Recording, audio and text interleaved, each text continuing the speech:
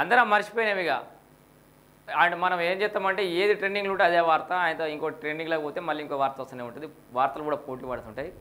అయితే కంచగచ్చబౌలి భూములు హైదరాబాద్ సెంట్రల్ యూనివర్సిటీకి సంబంధించిన అంశం ఉంది కదా, దానికి సంబంధించిన అప్డేటు చూడరు ఒకసారి. ఏ నిర్ణయం అనేది ఇప్పుడే చెప్పలేం. కంచగచ్చబౌలి భూములపై హైకోర్టు వ్యాఖ్యలట.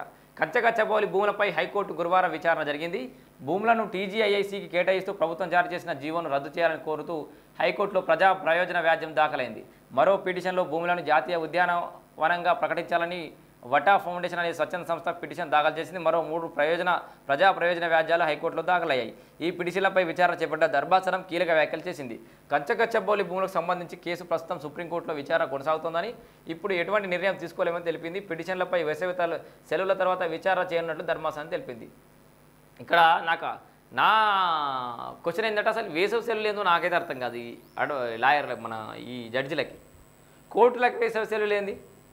కుప్పలుగా లక్షల ఫైళ్ళు ఆడ మురిగిపోతున్నాయి, ఎటు తేలుతలేవు.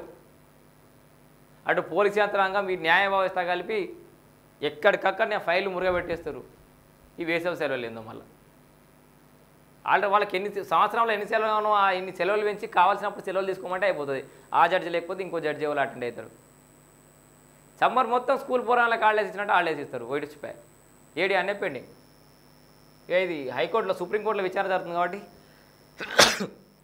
సుప్రీంలో విచారణ జరుగుతుంది కాబట్టి హైకోర్టులో అవసరం లేదని చెప్తున్నారట.